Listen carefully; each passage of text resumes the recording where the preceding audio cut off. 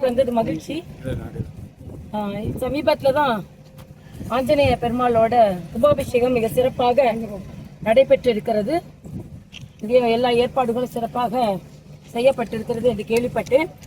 ஆன்மீகத்திற்கு என்ன சேவை நடந்தாலும் அது நிச்சயமாக எங்களுக்கும் மகிழ்ச்சியை தரும், பொதுவாக மக்களுக்கு மகிழ்ச்சியை தரும். ஏன்னா தமிழகத்தில் மக்கள் எல்லாரும் ஆன்மீக உணர்வாளர்கள், இறைவனை நம்புபவர்கள். அதனால அவர்களுக்கு மகிழ்ச்சியை தரும்படி ஏற்பாடுகள் எல்லாம் இருந்தது என்று கேள்விப்பட்டேன். எனக்கு மகிழ்ச்சி. ஆனால் சமீபத்தில் வல்லக்கோட்டையில் நானும் ஒரு சாதாரண பக்தியாக தான் போனேன். அங்கே எந்த பிரச்சனையும் இல்லை. ஆனால் பிரச்சனைகள் ஏற்பட்டதை போல ஒரு வெளிப்பாடு, யாருக்கும் உயர் ஒரு மரியாதையோ இருக்கும் தாழ்த்தப்பட்ட மரியாதையோ அங்கே கொடுக்கப்படலை. அதனால இறைவன் முன்னே அனைவரும் சமம் தான். அந்த இறை உணர்வோடு தான் நான் எல்லா கோயிலுக்கும் போவேன். அதே மாதிரி தான் இங்கே கூப்பிட்டுட்டு வந்தேன். அதுதான் சொன்னேன். செல்வ பெருந்தகையும் என் கூட வல்லக்கோட்டையில் வந்து கலந்து கொண்டது எனக்கு மகிழ்ச்சி. எல்லாரும் ஒரே நேரத்தில் தான் நின்னோம். அவர் அனுமதிக்கலைன்றது நான் அங்கே இருந்த வரைக்கும் நான் அதை ஒத்துக்கொள்ள முடியாது. அதுக்கப்புறம் நாங்கள் சிறப்பு தரிசனத்துக்காக நான் மக்களாக லைனில் போய் நின்றுட்டேன். அவங்க வந்து ஒரு கேட் வழியாக வரணும்னு நின்றுட்டு இருந்தாங்க. அதுக்கு தான் ஆக்சுவலாக மக்களும் காத்திருந்தாங்க, முருகனும் காத்திருந்தார். அதை தான் சொல்லணும் நாம. அதனால எங்கேயுமே அங்கே ஒரு பாகுபாடு பார்க்கப்படவில்லை, யாரும் வேறுபடுத்தி பார்க்கவில்லை, யாரும் சாதியை கூட அங்கே எதையும் சொல்லலை. அப்படிப்பட்ட பழக்க வழக்கங்கள்லாம் போயிடுச்சு. அவரே ஒரு சமூக நீதி காவலர் அப்படின்னு சொல்லி கொண்டிருக்கின்ற ஆட்சியில் இருந்துட்டு இன்னும் 2000 வருஷமா இருக்கிற பழக்கமே இருக்குன்னு சொன்னா எப்படி? அப்பனா நீங்க சமூக நீதி காவலர்னு சொல்ற யாருமே அந்த சமூக நீதி நிலைநாட்டலையா, மாற்றமே ஏற்படலையா? அப்ப நீங்க அதை தான் குற்றம் சாட்டி கொண்டே இருப்பீர்களா? ஏதோ முதலமைச்சருக்கும் அறநிலையத்துறை அமைச்சருக்கும் கெட்ட பேர் வரக்கூடாதுன்றதுக்காக நான் சொன்னேன். அப்படிலாம் ஒன்றும் இல்லை.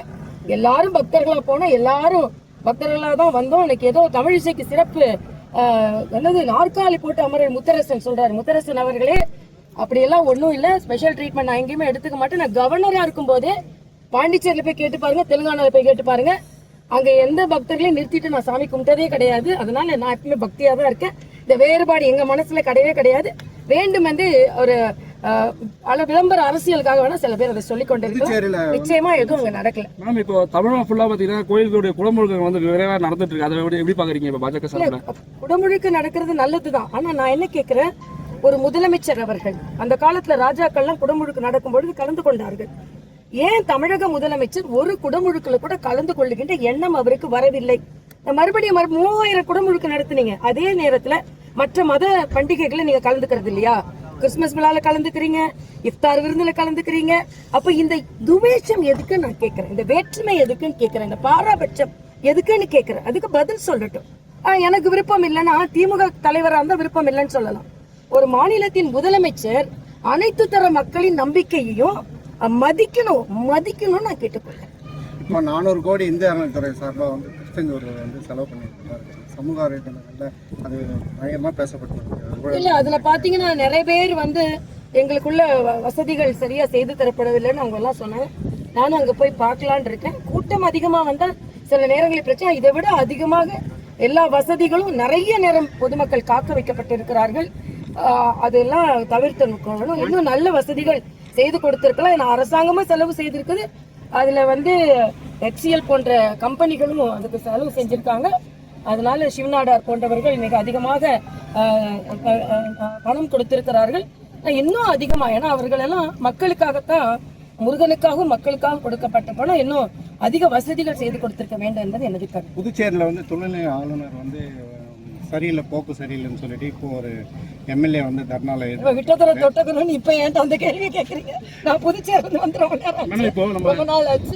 ஆனா ஆளுநர் முதலமைச்சர் இணைந்து பணியாற்றினா நல்லதுன்னு நான் நினைக்கிறேன். அவ்வளவுதான். தமிழக பாஜக தலைவர் நயனா நாகேந்திரன் வந்து நேற்று பேசும்போது சொன்னார், என்னன்னாக்கா தமிழகத்தினுடைய பாஜக தொலைபேசி மூலமா தொடர்பு கொண்டா வந்து நான் யாருன்னு தெரியல, சொல்லல. சில நேரங்கள்ல எழுதி கொடுத்தது வேறு நபருக்கு போயிட்டதுன்றதுனால தொண்டர்கள் எல்லாருக்கும் அவரை தெரியும். அவர் ரொம்ப 2026 தேர்தலுக்கு பிறகுதான் நயினார் யார் என்பதே பாஜக தொண்டர் தெரியும் சொல்லிருக்காரு. அப்படி சொல்லல அவரு. சில எழுதி கொடுத்ததுல சில பேர் யாருன்னு மதிப்பேன். நான் திடீர்னு போன் பண்ணா யாருன்னு தெரிஞ்சதுக்கு அப்புறம் அவங்க வணக்கம் எல்லாம் சொல்லியிருப்பாங்க. அது அப்படி ஒரு விளையாட்டா சொன்ன மாதிரி சொன்னார். சில நேரம் பேர் எழுதி கொடுத்துறீங்க, அவங்கள வந்து நம்ம தொலைபேசியில தொடர்பு கொள்ளும்போது இப்படிப்பட்ட அனுபவங்கள் இருக்குன்னு தான் சொன்னாரே தவிர அவர் எல்லாருக்கும் தெரியும். அவர் ரொம்ப பிரபலமான ஒரு தலைவர் தான். மரியாதைக்குரிய ஜெயலலிதா அம்மாட்ட பணியாற்றியவர். எங்க கட்சிக்கு வந்து நம்ம கட்சிக்கு வந்து 10 வருடங்களுக்கு மேல ஆகுது. எல்லாரோடமும் 10 வருடமாகவும் இணக்கமாக பணியாற்றி கொண்டிருப்பவர். ஒரு சட்டமன்றத்தின் தலைவராகவும் இருக்கிறார். அவர் எப்படி தெரியாம இருக்கும்? அவரா தன்னை ஒரு ஹம்பிளா அவர் சொல்லிக்கிட்டாருன்னு வேணா எடுத்துக்கிறேன் நான். அதே போல இப்போ தமிழகத்துல செயல்பாடுகள் எப்படி மேடம் இருக்கு? பாஜக கூட்டணி செயல்பாடுகள் வந்து பாத்தீங்கன்னா ஒவ்வொரு பிரமாதமா இருக்கு. அண்ணன் எடப்பாடியார் அவர்களின் அந்த மக்களை காப்போம் அந்த நிகழ்ச்சிக்கு வந்து நான் எனது வாழ்த்துக்களை நான் தெரிவித்துக் கொள்கிறேன். முதல் நாளே எங்கள் மாநில தலைவரும் தம்பி முருகன் அவர்களும் மாண்புமிகு முருகன் அவர்களும் சென்று வாழ்த்தி இருக்கிறார். மரியாதைக்கு சுதாகர் ரெட்டி அவர்கள், அரவிந்த் மேனர் அவர்கள், சகோதரி வானதி அவர்கள் இங்கெல்லாம் கலந்துருக்காங்க. நாங்க எங்க பகுதிக்கு வரும்போது நாங்களும் கலந்து கொள்வோம்.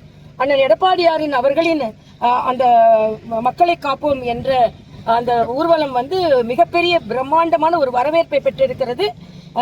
அது வந்து இன்னைக்கு சமூக வலைதளங்களில் எங்கெங்க இடையில சின்ன சின்ன போட்டோக்களை எடுத்து போடுறதுல இருந்தே திமுக அதை பார்த்து பயந்திருக்கிறது என்று தான் சொல்ல வேண்டும். அதனால நிச்சயமாக தமிழகம் காக்கப்படும். பாஜக தனியா எடுத்து பிரச்சாரம் மேற்கொள்ளையா மேடம்? அதிமுக பிரச்சாரத்துல ஈடுபடுறது நிச்சயமா செய்வோம். இதுல அண்ணன் எடப்பாடியார் அவர்கள் எங்க கூட்டணி கட்சியின் தலைவர் என்ற முறையில் நாங்களுக்கு அவருக்கு ஆதரவு தெரிவிக்கிறோம்.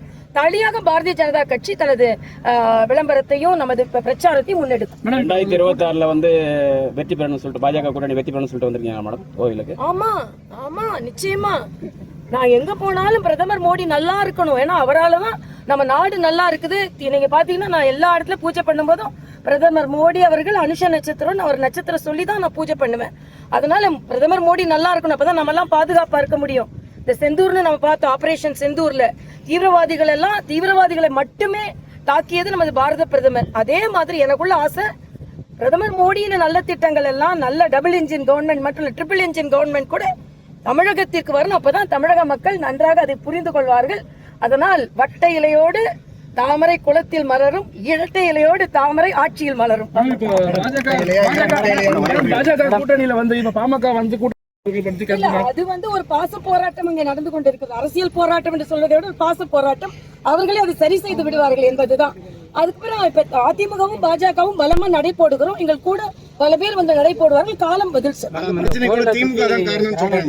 அதான் அது ஒண்ணு நான் கண்டிக்கத்தக்கது. நான் இந்த இதுல வாகனத்துல வரும்போதே நான் பார்த்தேன். இதுல வந்து குவாரி அமைச்சு இதுல நிறைய வெட்டி எடுக்கப்படுகிறது என்று, கிரானைட் வெட்டி எடுக்கப்படுகிறது என்று நான் கேள்விப்பட்டேன். தயவு செய்து வருங்கால சந்ததியினருக்கு இந்த மலையை விட்டு விடுங்கள். ஏற்கனவே அங்க ஆனமலை பாதி மலை பூனமலை மாதிரி ஆயிடுச்சு, சுரண்டி. அதனால தயவு செய்து மணலை சுரண்டுவதையும் மணலை கடத்துவதையும் மலைகளை சுரண்டுவதையும் தயவு செய்து கைவிடுங்கள் என்று நான் கேட்டுக்கொள்கிறேன். நன்றி மேடம். பாவம் உங்களை